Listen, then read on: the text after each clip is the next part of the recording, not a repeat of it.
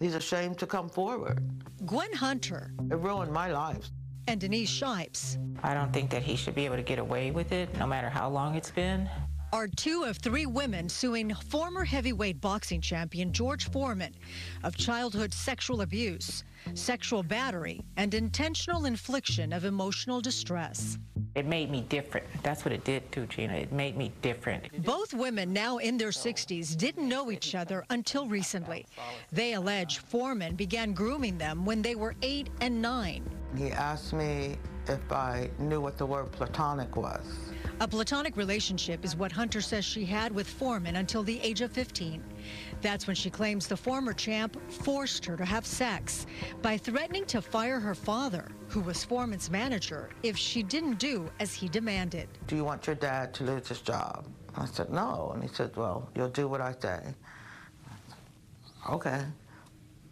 So I went into the bedroom and took off my clothes. Hunter says her father loved his job and needed it to support his family. So, she says, she stayed quiet.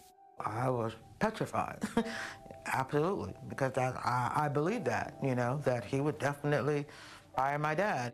Meanwhile, in Oakland, Shipes' father was one of Foreman's trainers in the 70s. He would come to the house and sometimes he would ask if he could take me for a ride, take me to get ice cream, things of that nature. And they'd say, yeah, go ahead, sure.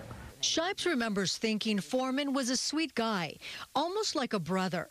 But at the age of 15, she says everything changed. The next thing I know, he was telling me to take my clothes off and to lay down, and I did. And I guess he had sex with me. There will be some people watching this interview who will ask, why did you take so long to come forward with this information? I wasn't going to come forward with the information because I had learned to live with it. I never should have been left alone to suffer the abuse of Larry Nassar. When the USA Gymnastics sex abuse scandal broke, Hunter says she was forced to unbox her secret. I couldn't believe that they had so much courage, and I was old enough to be their grandmother, and how I didn't have any courage to come out and tell what happened to me. A third woman, who remains a Jane Doe from Houston, Texas, alleges Foreman raped her when she was 15 and he was 24.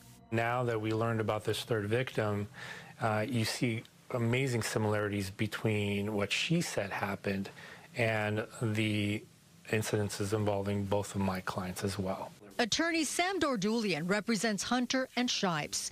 He says both women have taken a polygraph test and passed. Which indicates that they are, in fact, telling the truth, that they were sexually abused by George Foreman. Foreman, now a Texas preacher, has publicly accused Hunter and Shipes of lying and extortion. He declined an interview with Fox 11 News, but Foreman's attorney, Sean Hawley, issued the following statement.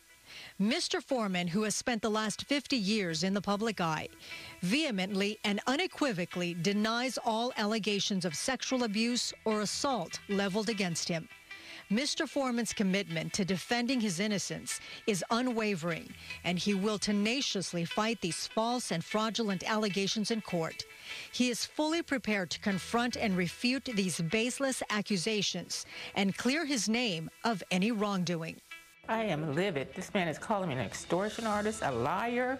Who does this? Who makes up a lie like this at my age? Really? I would like for him to sit at the table and look at me eye to eye like you are and like I am doing to me and tell me that he didn't do this.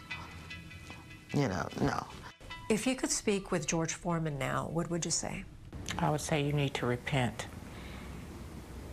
and tell the truth and stop making us ladies relive all this again. Gina Silva, Fox 11 News.